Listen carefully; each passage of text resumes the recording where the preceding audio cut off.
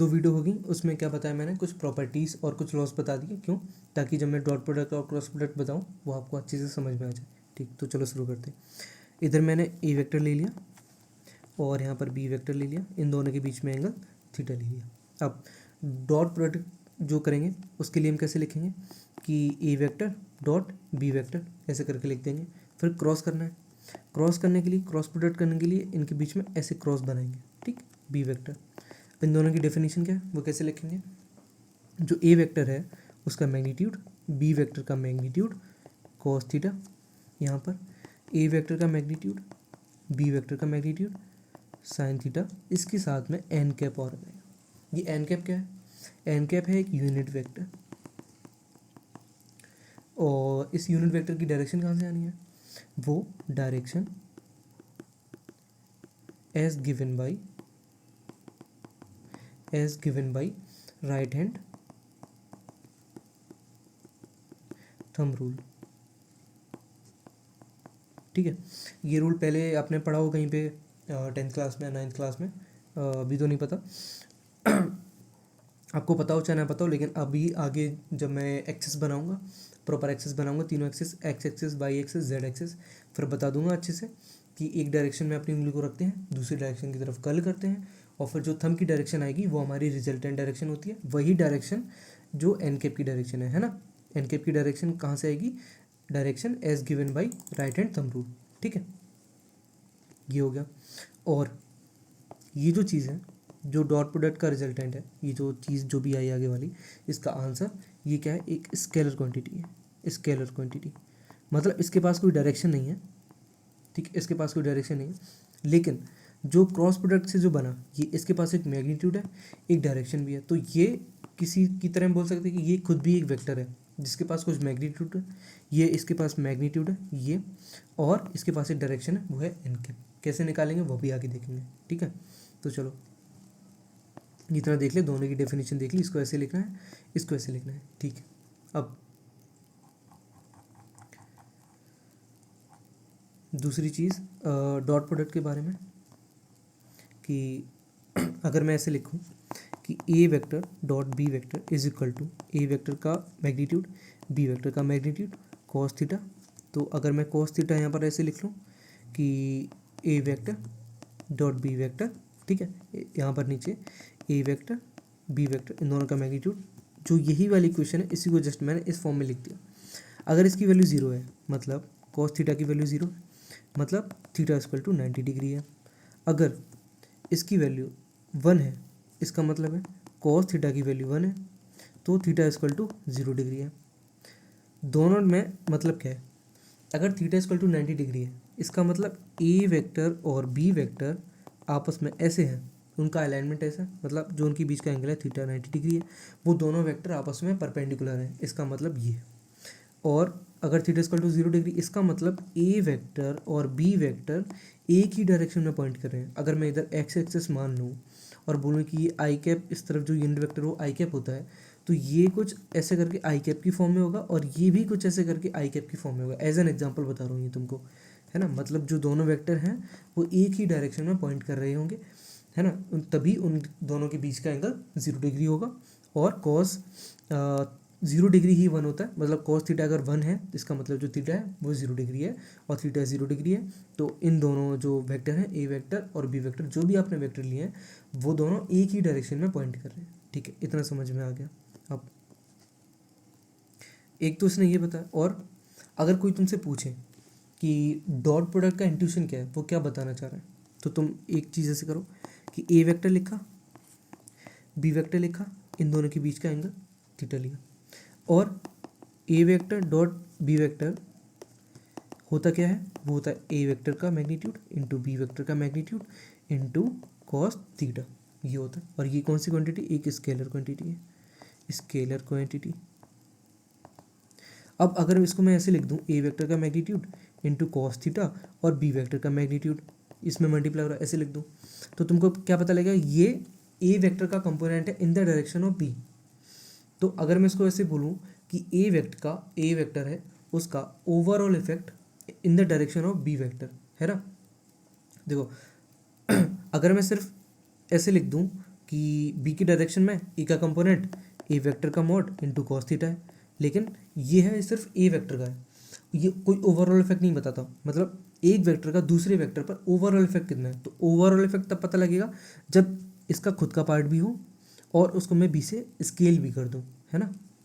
तो ये कितना बन जाएगा, ए वेक्टर का मैग्नीट्यूड बी वेक्टर का मैग्नीट्यूड इंटू कॉस थीटा, ऐसे करके लिख सकते हो। तो मतलब overall effect of A vector on b vector on another vector, या फिर बी वेक्टर जो भी आपने वेक्टर लिया उस पर, इसको ऐसे करके भी बोल सकते हो। तो अगर मैं इस प्लेन फॉर्म में बनाऊँ ऐसे करके, ए वेक्टर को बना दूँ, बी वेक्टर को बना दूँ, थीटा इक्वल टू अगर मैं यहाँ पर 60 डिग्री ले लूँ और बोलूँ कि ए वेक्टर का जो मैग्नीट्यूड है वो 5 है और बी वेक्टर का जो मैग्नीट्यूड है वो 10 है, और मैं बोलूँ थीटा इक्वल टू 60 डिग्री है, तो तुमको बोलो कि डॉट प्रोडक्ट निकाल के दिखा दो, तो तुम सिंपली ऐसे फॉर्मूला लगाओगे और बोलोगे इसके मैग्नीट्यूड को रख दो, इसके मैग्नीट्यूड को रख दो, और इसके अंदर कॉस के अंदर 60 डिग्री रख दो जो उनके बीच का एंगल है। तो ये कितना हो जाएगा, 5 इंटू 10 इंटू कॉस 60 डिग्री 1/2, तो ये मतलब इंटू 5, तो ये कितना हो जाएगा 25।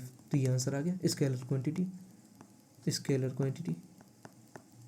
लेकिन अगर मैं तुमको ऐसे दूं कि मैं तुमको बोलूं कि A vector equal to 3i cap plus 4j cap, component form में दूं, है ना, B vector is equal to 5i cap plus 6j cap, ऐसे दूं, तो क्या करोगे।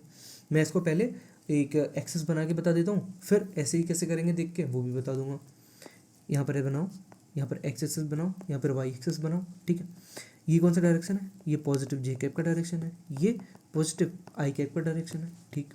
और देखो जो 3i कैप है वो इस डायरेक्शन में है ना, 5i कैप है वो भी इस डायरेक्शन में है ना, और जो 4j कैप है वो इधर होगा, 6j कैप भी ऐसे पॉइंट कर रहा होगा ऊपर की डायरेक्शन में दोनों। एक चीज़ देखो, ये दोनों वेक्टर टेल टू टेल मिले हुए हैं, इन दोनों के बीच का एंगल कितना है, 90 डिग्री। तो अगर मैं ऐसे लिखूँ कि 3i cap dot 6j cap, अगर मैं ऐसे लिखूँ तो तुम क्या करोगे, ये पहले वेक्टर का मैग्नीट्यूड 3 है ऐसे लिख लोगे, दूसरे वेक्टर का मैग्नीट्यूड 6 है, और फिर कॉस उनके बीच का एंगल देखो, अब इनके बीच का एंगल कितना है 90 डिग्री, और कॉस 90 डिग्री कितना होता है 0, तो इसका आंसर कितना होगा 0। ऐसे करके अगर मैं ऐसे लिखूँ कि 5i कैप है ना डॉट 4j कैप ऐसे लिख दूँ तो भी इनके बीच का एंगल 0 है, तो इसका आंसर भी 0 हो जाएगा। अगर मैं ऐसे लिखूँ 5i कैप डॉट अगर 6j कैप ऐसे करके लिख दूँ तो भी इनका आंसर 0 हो जाएगा, ठीक। इसका मतलब है कि जब भी मैं ऐसे करूँ कि ai cap dot bj cap ऐसे लिखूँ तो वो a भी तो आएगा, लेकिन इसके जो बीच का एंगल है आई कैप और जे कैप 90 डिग्री होने की वजह से जो कॉस थीटा है वो 0 हो जाएगा, मतलब ये इंटू 0, इसका आंसर 0 हो जाएगा, ठीक है। फिर इसको नीचे करके लिख लो कि ए जे कैप हुआ और डॉट बी के कैप। अब देखो जे कैप वाई की डायरेक्शन में और के कैप जेड की डायरेक्शन में, वो दोनों भी 90 डिग्री उनके बीच का एंगल है, तो ये भी क्या हो जाएगा 0 हो जाएगा। अगर मैं ऐसे लिखूँ a k cap dot b i cap, तो के कैप मतलब जेड की तरफ, आई कैप मतलब एक्स की तरफ, इन दोनों के बीच का एंगल भी 90 डिग्री है, तो ये भी 0 हो जाएगा। तो बचा क्या, आंसर कैसे लिखेंगे, देखो 3i cap dot 5i cap है ना, इसका क्या होगा कि 3 का मैग्नीट्यूड, पहले वेक्टर का मैग्नीट्यूड लिख दिया, दूसरे वेक्टर का मैग्नीट्यूड लिख दिया, और इन दोनों के बीच का एंगल देखो, आई कैप और आई कैप सेम डायरेक्शन है, उनके बीच का एंगल कितना है 0, और कॉस 0 डिग्री कितना होता है, यहाँ पर ऐसे लिख लो कॉस 0 डिग्री ऐसे आएगा ना, तो ये कितना हो जाएगा 15 इंटू 1 मतलब 15। और क्या करोगे इसके लिए, इन दोनों के लिए है ना, इनके लिए क्या होगा कि तुम लिखो 4i cap dot 4j cap dot 6j cap, तो ये कितना हो जाएगा 4 इंटू 6 इंटू कॉस 0 डिग्री मतलब 24। तो ओवरऑल आंसर क्या हुआ, तुम क्या लिखोगे कि 24 प्लस 15,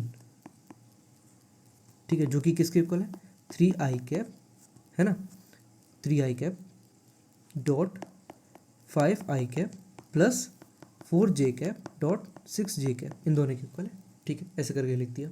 और इसका आंसर कितना आया ओवरऑल 24 प्लस 15 मतलब 39, ठीक है, ये आंसर आ गया, ये एक स्केलर क्वांटिटी है।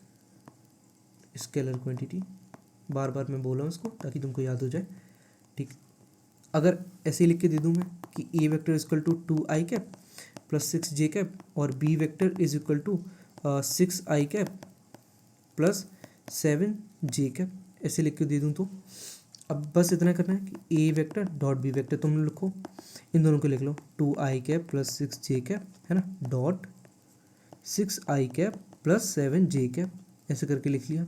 अब एक चीज़ देखो, ये अगर मैं इसमें मल्टीप्लाई करूँगा तो कितना आना चाहिए, 12 × 1 मतलब 2 × 6 इंटू कॉस 0 डिग्री, 12 × 1 फिर प्लस, अगर मैं i cap 2i cap into 7j cap करूँ, दोनों के बीच का एंगल कितना है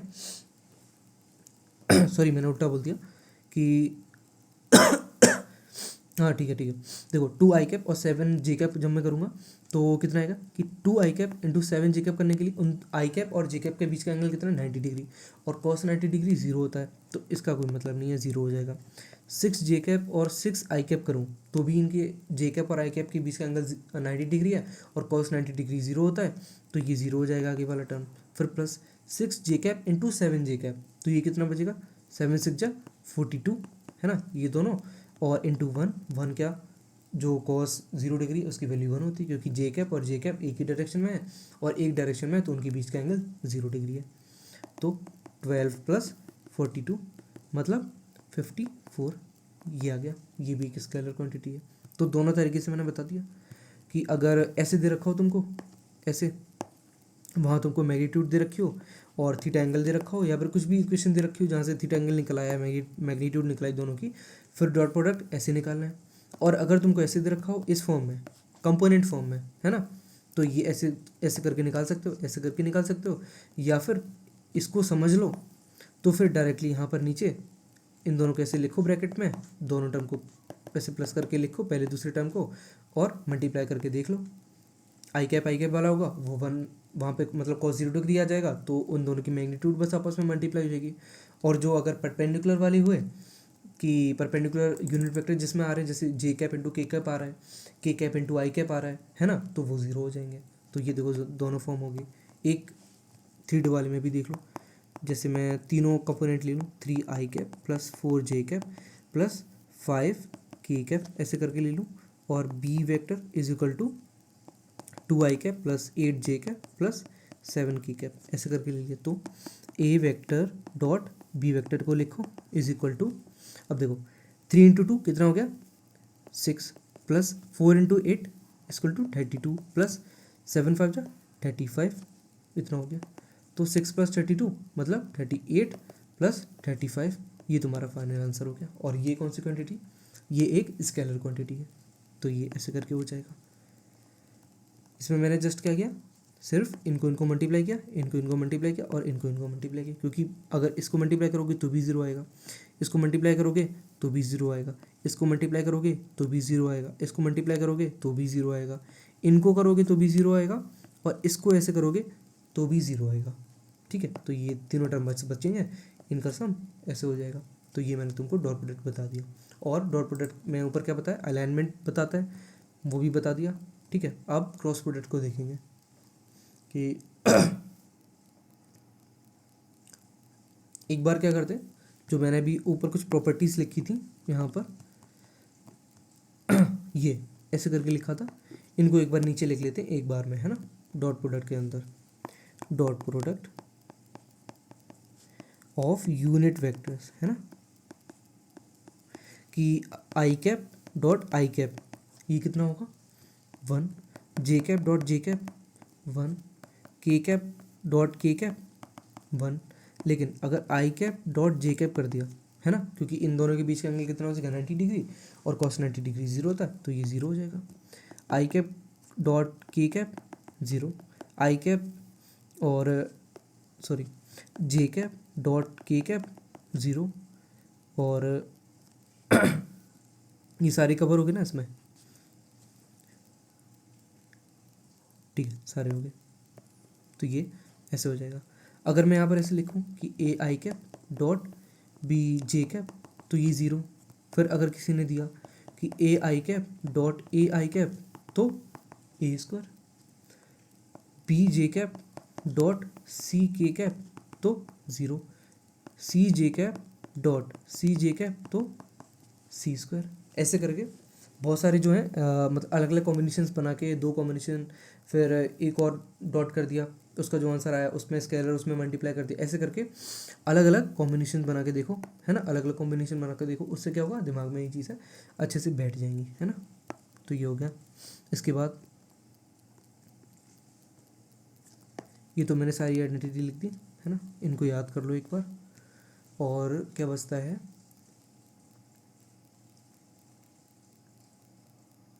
अब क्रॉस प्रोडक्ट का देख लेते हैं ना एक बार, क्योंकि डॉट प्रोडक्ट में मैं जितना देख रहा हूँ ज़्यादातर जितना रिक्वायर्ड होगा उतना तो बता ही दिया। ठीक है, ठीक है, इतना ठीक है। अब क्रॉस प्रोडक्ट को देखते कैसे निकालना है।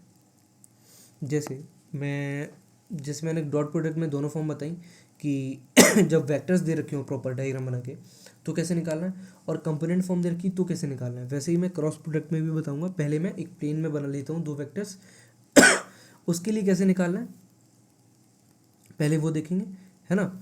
और जब कंपोनेंट फॉर्म में बनाएंगे तो कैसे निकालना है वो भी देखेंगे। पहले प्लेन वाले में देख लेते हैं, ठीक है। अब देखो क्रॉस प्रोडक्ट, ठीक, देखो मैं यहाँ पर एक प्लेन बना देता हूँ।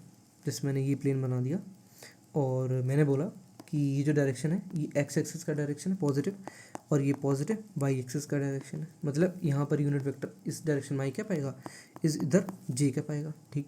और मैंने 2 वेक्टर बना दिए। मैंने बोला ए वेक्टर ये है और बी वेक्टर ये है, इन दोनों के बीच का एंगल इक्वल टू मैंने बोला 30 डिग्री है, ठीक है।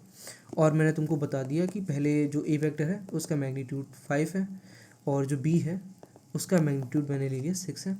इन दोनों के बीच का एंगल 30 डिग्री है। तो मैंने बोला तुमसे कि ए वेक्टर डॉट मतलब A vector cross B vector तुम निकालो।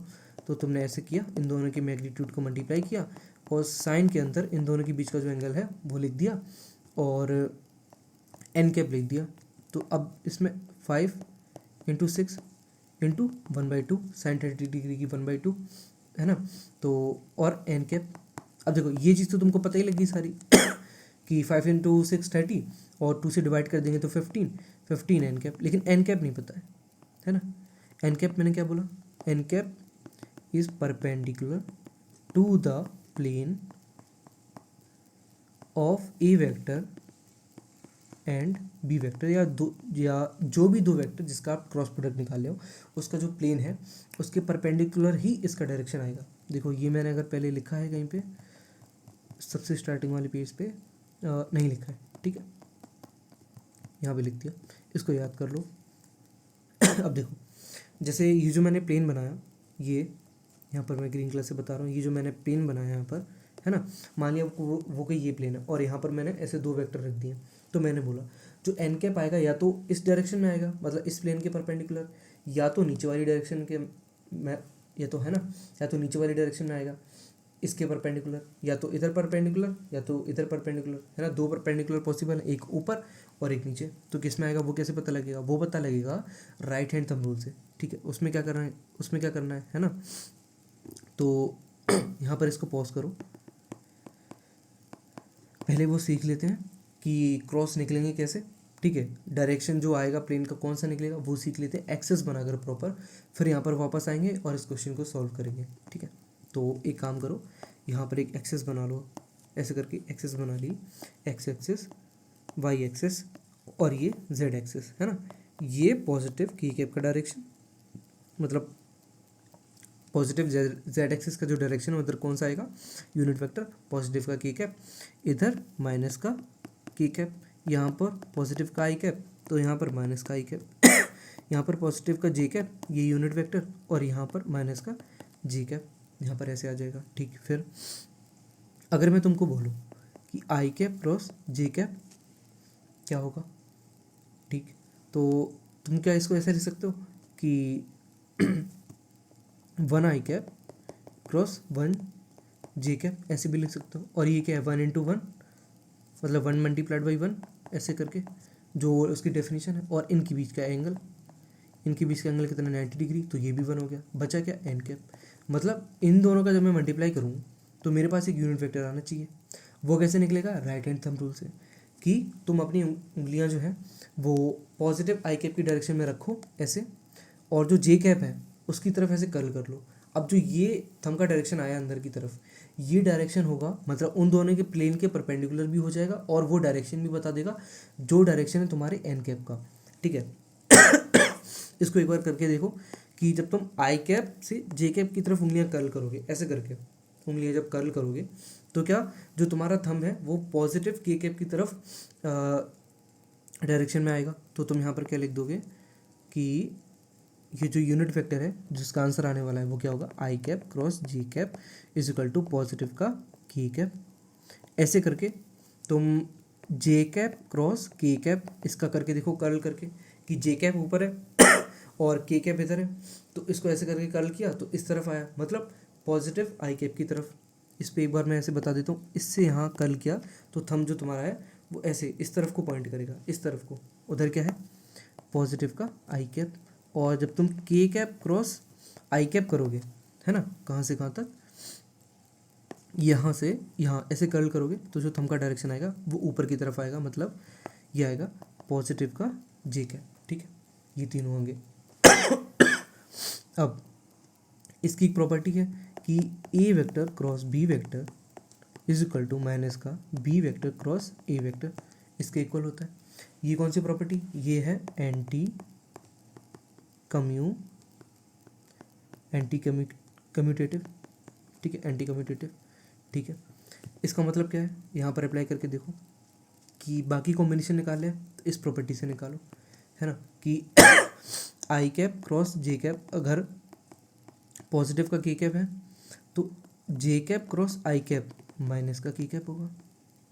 ठीक, ऐसे ही जो के cap cross J cap cross K cap positive का आई कैप है तो k cap cross J cap minus का आई कैप होगा, और K cap cross I cap positive का जे कैप है तो आई cap cross K cap minus का जे कैप होगा। तो देखो ये तीनों प्रॉपर्टी भी आ गई, ये तीनों आइडेंटिटी, है ना। और अगर मैं ऐसे करूँ, तुमसे ऐसे बोलूँ कि आई कैप क्रॉस आई कैप कितना होगा, तो तुमने बोला चलो मैं इसको ऐसे लिख देता हूँ, वन आई कैप, क्योंकि यूनिट वेक्टर है ना और इनकी मैग्नीट्यूड वन होती है, ऐसे करके लिख दिया आई कैप क्रॉस वन आई कैप, है ना, ऐसे करके लिख दिया। और पहले का मैग्नीट्यूड दूसरे का मैग्नीट्यूड डेफिनेशन वाइज, है ना, और साइन। अब देखो इन दोनों के बीच का एंगल कितना है, देखो दोनों आई कैप हैं, सेम डायरेक्शन में पॉइंट कर रहे हैं, सेम डायरेक्शन में जब पॉइंट करें तो दोनों बीच का एंगल 0 डिग्री, और साइन 0 डिग्री, यहाँ पर एन कैप लिख लो, और साइन 0 डिग्री 0 था तो इसका आंसर 0 हो जाएगा। मतलब आई कैप क्रॉस आई कैप का आंसर 0, जे कैप क्रॉस जे कैप का आंसर 0, के कैप क्रॉस के कैप का जो आंसर है वो 0। ठीक, ऐसे करके तुमको ये नो आइडेंटिटी मिल गई। तो इनको पहले यहाँ पर ऐसे लिख लेते हैं, I cap cross J cap equal to K cap, J cap cross K cap equal to I cap, और K cap cross I cap is equal to J cap. ठीक है, ये फिर इसका उल्टा कर दिया कि J cap cross I cap कितना होगा, माइनस का के कैप, और K cap cross J cap ये कितना होगा, माइनस का आई कैप और आई कैप क्रॉस के कैप ये कितना होगा, माइनस का जे कैप।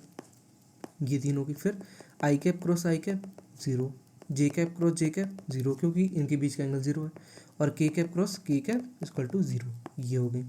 और अब देखो इसको याद कैसे करना है, दो तरीके से याद कर सकते हो कि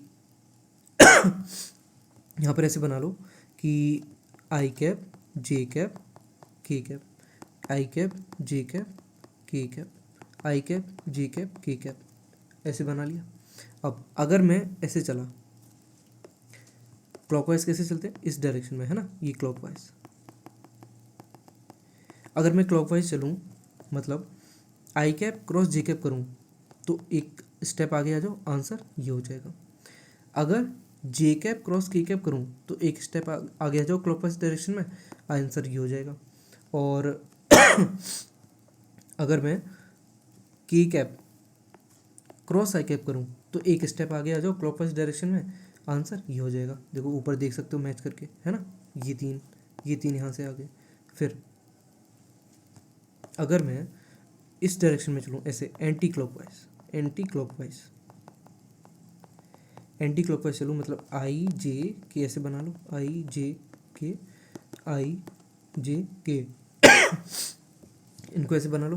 तो अब एंटी क्लॉकवाइज मतलब अगर मैं ये करूँ आई कैप क्रॉस के कैप, है ना, तो क्या आना चाहिए, तो आना चाहिए एक स्टेप इधर चले आओ एंटी क्लॉकवाइज डायरेक्शन में और माइनस का जे कैप आना चाहिए।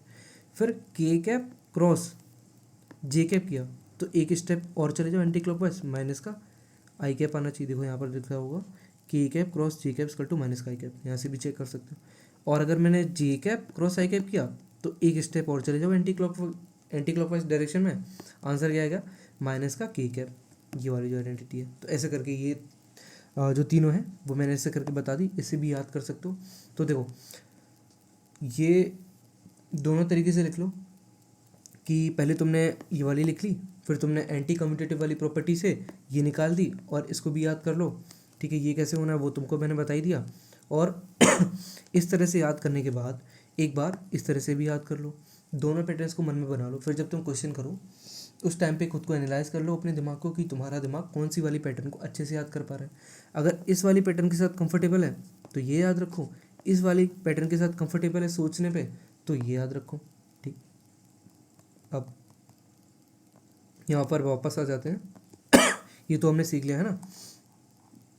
ये सीखने के बाद जो हमारा क्वेश्चन है ना, उस पर वापस आ जाते हैं एक बार, जहाँ पर हमने पॉज किया था यहाँ पर कि इसकी डायरेक्शन क्या होगी। देखो इसकी डायरेक्शन है यहाँ पर ये पॉजिटिव आई कैप की डायरेक्शन में और ये पॉजिटिव जे कैप की डायरेक्शन में। मैंने क्या बोला, जो एन कैप है वो क्या होगा, perpendicular to the plane of the A vector and B vector. तो तुम्हें पता लग गया तो नीचे होगा, इस प्लेन के ऐसे नीचे होगा, या तो इस प्लेन के ऊपर होगा। अब तुमको निकालना आता है कि तुमने बोला कि मुझे ए वेक्टर क्रॉस बी वेक्टर करना है, मतलब यहाँ से यहाँ उंगलियाँ कर्ल करनी है। तो जब यहाँ से उंगलियाँ ऐसे कर्ल करेंगे तो जो थंब का डायरेक्शन है वो अंदर की तरफ जाएगा। अंदर की तरफ मतलब किस डायरेक्शन में जाएगा, एन कैप को ऐसे लिखो, एन कैप सॉरी इससे लिख लो एन कैप, ये इसका डायरेक्शन क्या होगा, इसका डायरेक्शन होगा जो जे कैप क्रॉस आई कैप, इसका डायरेक्शन होगा। अब तुमको पता है कि आई कैप क्रॉस जे कैप वो कितना होता है, के कैप, तो उसका उल्टा जे कैप क्रॉस आई कैप ये कितना होगा, माइनस का के कैप। तो एन कैप की वैल्यू आ गई, तो ओवरऑल आंसर क्या होगा, माइनस का 15 के कैप। ऐसे करके आंसर आ गया। अब एक एग्जांपल और देख लेते हैं ऐसे प्लेन वाला, कि एक प्लेन बना लो ऐसे करके। मान लिया यहाँ पे मैं एक बार z ले लेता हूँ और यहाँ पर y, z और y का z y प्लेन है, ठीक है। तो यहाँ पर पॉजिटिव का k कैप ये यूनिट वेक्टर होगा और इस डायरेक्शन में पॉजिटिव का j कैप ये यूनिट वेक्टर होगा। और एक वेक्टर मैंने यहाँ लिया a वेक्टर यहाँ लिया b वेक्टर, दोनों के बीच का एंगल लिया, पहले एंगल कितना लिया था 30 डिग्री, तो चलो इसका 60 डिग्री ले लो, है ना। और मैंने बता दिया तुमको कि ए वेक्टर का जो मैग्नीट्यूड है वो है 5 और जो बी वेक्टर का मैग्नीट्यूड है वो है 8। एंगल तुमको पता ही है, थीटा इक्वल टू 60 डिग्री, ठीक है। अब तुम निकालो ए वेक्टर क्रॉस बी वेक्टर, तुमने लिखा ए वेक्टर का मैग्नीट्यूड बी वेक्टर का मैग्नीट्यूड साइन 60 डिग्री, उन दोनों के बीच का एंगल और एन कैप, तो इनकी वैल्यू पुट कर दो। 5 इंटू 8 इंटू साइन 60 डिग्री मतलब √3/2 और एन कैप, तो ये कितना हो जाएगा, ये हो जाएगा 4, तो 20√3 एन कैप। और एन कैप क्या है, perpendicular to the direction of perpendicular to the plane of A vector and B vector, ठीक है। तो या तो अंदर की तरफ होगा या तो बाहर की तरफ होगा, तो क्या होगा वो होगा एन कैप को कैसे लिखेंगे, तो एन कैप है इक्वल टू कौन सी डायरेक्शन, जे कैप क्रॉस के कैप, क्योंकि ए वेक्टर क्रॉस बी वेक्टर करने के टाइम हम कहाँ से कहाँ कर्ल करेंगे, इधर, मतलब ऐसे कर्ल करेंगे। तो ये डायरेक्शन कौन सी आएगी, देखो जे कैप क्रॉस के कैप क्या होता है, आई कैप, है ना। तो एन कैप की वैल्यू मतलब आई कैप, तो ओवरऑल आंसर 20√3 आई कैप, ऐसे हो जाएगा। अब देखो जैसे मैंने डॉट प्रोडक्ट में दोनों फॉर्म बताई, एक फॉर्म बताई कि तुमको सिर्फ वेक्टर्स दे रखे हो प्लेन में बने हुए, उनका मैग्नीट्यूड दे रखा हो, उनके बीच का एंगल दे रखा हो, तो कैसे निकालना है। और यहाँ पर मैंने इसमें प्लेन वाला तो बता दिया कि प्लेन में दो वेक्टर दे रखे हैं, उनका क्रॉस प्रोडक्ट निकाल दो, वैसे निकालना है। अब ऐसे भी देख लेते हैं कि कंपोनेंट फॉर्म में दे रखा हो, ए वेक्टर अगर मैंने दे दिया कि 3 आई कैप प्लस 4 जे कैप प्लस 6 के कैप, और बी वेक्टर मैंने दे दिया 2 आई कैप प्लस 2 जे कैप प्लस 2 के कैप, ऐसे करके दो वेक्टर तुमको दे दिए कंपोनेंट फॉर्म में। मैंने बोला कि A vector cross B vector ये निकालो। तो आप कैसे निकालेंगे, इन दोनों को लिख लो पहले कि 3i plus 4j plus 6k। इसको थोड़ा नीचे लिख लो यहाँ पर, ए वेक्टर क्रॉस बी वेक्टर है ना, 3i plus 4j plus 6k ऐसे लिख लो, और cross 2i plus 2j plus 2k। अब देखो जो ये वाली प्रॉपर्टीज़ हैं मैं तो नहीं लिख रहा हूँ, लेकिन जब तुम इसको करो एक और एग्जांपल बना के लिखो तो तुम ये जो प्रॉपर्टीज़ है ना, ये वाली प्रॉपर्टीज़ इनको साइड में एक बार लिख लो अच्छे से। लिख के जब तुम ये नीचे यहाँ सॉल्व करो, जैसे जैसे मैं बताऊँ तो मैं तो याद करके बताऊँगा सोच के, तुम एक बार देख के करो, फिर अगली बार थोड़ा कम देखो, फिर उसके अगली बार एकदम उसको बंद कर दो, हाथ से छुपा दो, फिर मन में याद कर करके देखो, है ना। इससे क्या होगा, प्रैक्टिस होगी और वो याद हो जाएगा। जो दोनों में से जो पैटर्न तुमको अच्छी लगे, या फिर ये पैटर्न अच्छी लगे ये वाली, या फिर नीचे वाली, जो पैटर्न तुम्हारे दिमाग में अच्छे से बैठ जाए तुम उसी को यूज़ करना, ठीक है। देखो इसको निकालना है, मैंने क्या बोला कि देखो 3i और 2i, अगर मैं इसको क्रॉस करूँ आपस में तो इसका कोई मतलब नहीं है, क्योंकि i और i सेम डायरेक्शन में, सेम डायरेक्शन मतलब एंगल इन दोनों का 0 डिग्री, और साइन 0 डिग्री कितना होता है 0, तो इसका कोई मतलब नहीं है। मतलब 4j और 2j इसका क्रॉस करने का कोई मतलब नहीं है, और 6k 2k इसका क्रॉस करने का कोई मतलब नहीं है, तो इनको हम क्रॉस नहीं करेंगे।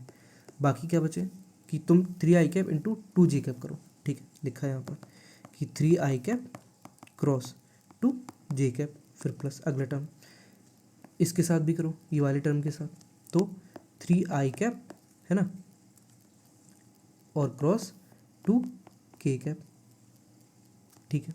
फिर ये ले लो 4j और 2i इसके साथ करो, प्लस 4j क्रॉस 2i, फिर प्लस के जो 2k है उसके साथ भी करो कि 4j क्रॉस 2k, ऐसे इसके साथ भी करो। फिर पिंक वाले सर्कल बना लो, 6k 2i के साथ करो, 6k क्रॉस 2i, फिर प्लस, है ना।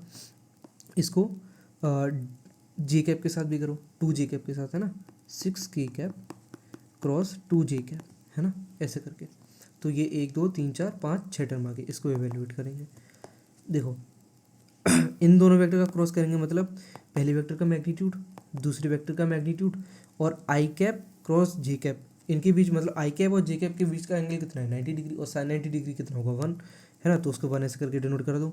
और i क्रॉस j कितना होगा k, उसको ऐसे करके लिख दो, फिर प्लस। अब देखो यहाँ पे 3 लिख लो, 2 लिख लो, उनके बीच का एंगल 90 डिग्री है तो ये 1, है ना। और i क्रॉस k कितना होगा, यहाँ से देखो i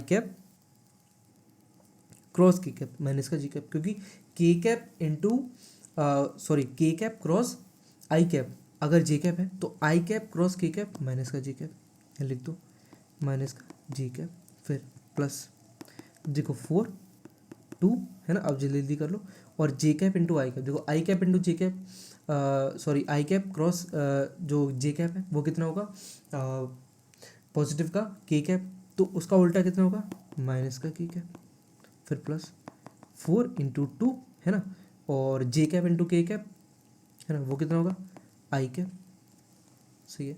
फिर बाकी के बचे, इसको लिख लो 6, यहाँ पे लिख लो ऐसे 2, और k क्रॉस i कितना होगा j, ऐसे लिख दो। फिर 6 इंटू 2 और k क्रॉस j, है ना, उल्टा जा रहे हैं, देखो k क्रॉस j माइनस का i, यहाँ से भी देख सकते हो k क्रॉस j माइनस का i, लिख लो माइनस का i, है ना। ठीक, अब देखो ये कितना आएगा, ये आएगा, एक पेन से लिख लेते हैं एक कलर से, 6k, है ना, प्लस सॉरी माइनस आएगा, माइनस का 6j, फिर माइनस का 8k, प्लस का 8i, फिर प्लस का 12j, माइनस का 12i। अब देखो एडिशन कैसे करना है मैंने तुम्हें बता रखा है, इसके साथ एडिशन करो इसका, और j का j के साथ करो, और i वालों का i के साथ करो, तो आंसर क्या आएगा देखो, माइनस का 2k, और j वालों का करेंगे तो प्लस का 6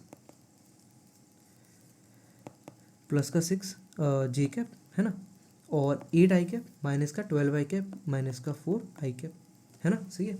6k और माइनस का 8k माइनस का 2k और 6j 12j है ना, माइनस का सिर्फ j प्लस 12j है ना, 6j और ये माइनस का 4i। तो ये जो हो गया ये तुम्हारा फाइनल आंसर हो गया, ठीक है, ये फाइनल आंसर हो गया। अब इसको करने का एक और मेथड है, वो भी बता देता हूँ, डिटर्मिनेंट मेथड है ना। ए वेक्टर क्रॉस बी वेक्टर तुमको निकालना है, ये दोनों तुमको कंपोनेंट फॉर्म में दे रखे हैं कि ये 3i है, 4j है प्लस 6k है, और ये 2i plus 2i plus 2i plus 2j plus 2k ऐसे करके दे रखा।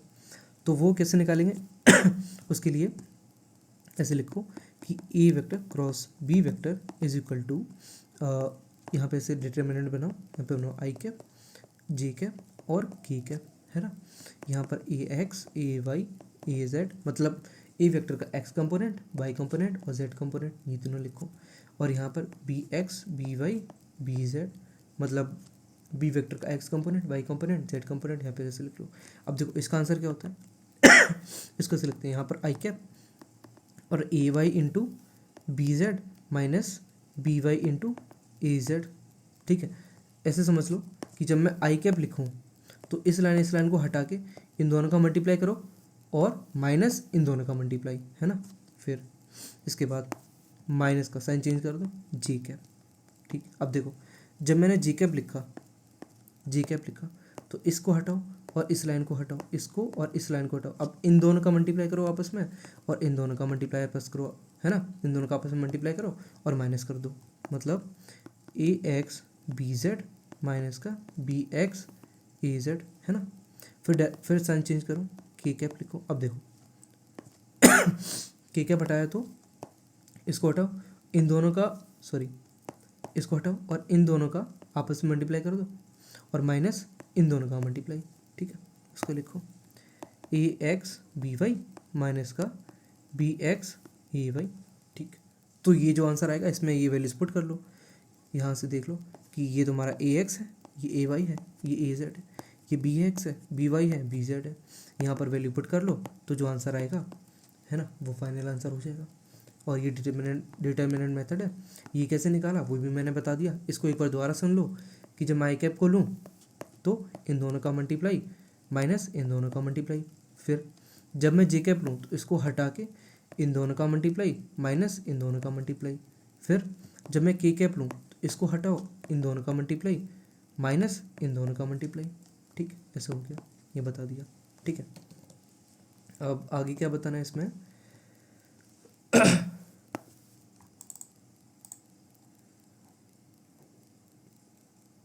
है ना, एक प्रॉपर्टी बता देता हूँ दोनों की कि डॉट प्रोडक्ट और क्रॉस प्रोडक्ट, जो मैंने अभी ऊपर यूज़ भी करी कि A vector dot B vector is equal to B vector dot A vector, है ना, ये होता है, कम्यूटेटिव है। लेकिन क्रॉस प्रोडक्ट में A vector cross B vector is equal to minus का B vector cross A vector, ये ऐसे होता है। इसको क्या बोलते हैं, एंटी कम्यूटेटिव, एंटी, ये दोनों की प्रॉपर्टी जो ऊपर मैंने यूज़ करी, है ना। आगे क्या है, जो ये वाली जैसे प्रॉपर्टीज़ हैं, आइडेंटिटीज़ हैं कि इसको डॉट प्रोडक्ट कर दो, फिर जो अंदर वैल्यूज़ लिखी हैं उसमें क्रॉस प्रोडक्ट है तो उसको कैसे खोलना है, ए वेक्टर क्रॉस बी वेक्टर, जो ब्रैकेट में ए वेक्टर क्रॉस ब्रैकेट में B vector into C vector, इनको कैसे खोलना है ना। ये जो आइडेंटिटीज़ हैं ये मैं आगे बताऊँगा, है ना। अभी इस वाली वीडियो को इतना ही रखते हैं। मैंने डॉट प्रोडक्ट को दोनों फॉर्म में सॉल्व करना बता दिया कि प्लेन में बना रखे हो वेक्टर तो कैसे करेंगे, कंपोनेंट फॉर्म में दे रखे हो तो कैसे करेंगे, ठीक है। और क्रॉस प्रोडक्ट में भी तीनों मेथड बता दिया। अगर तुमको कंपोनेंट फॉर्म में दे रखे हो तो नॉर्मली कैसे करेंगे और डिटर्मिनेंट वाली से कैसे करेंगे, ठीक है। और प्लेन में अगर दे रखे हैं तो प्लेन में कैसे जानते हैं कि जो एन वेक्टर है वो कैसा है ना, एन कैप है जो यूनिट वेक्टर है एन कैप, उसकी डायरेक्शन कैसे होगी और उसको कैसे सॉल्व करेंगे, है ना, वो भी बता दिया। और प्रॉपर्टीज़ भी लिखाई दी हैं, ठीक है। तो बाकी का अगली वीडियो में देखते हैं, है ना। चलो, ऑल द बेस्ट।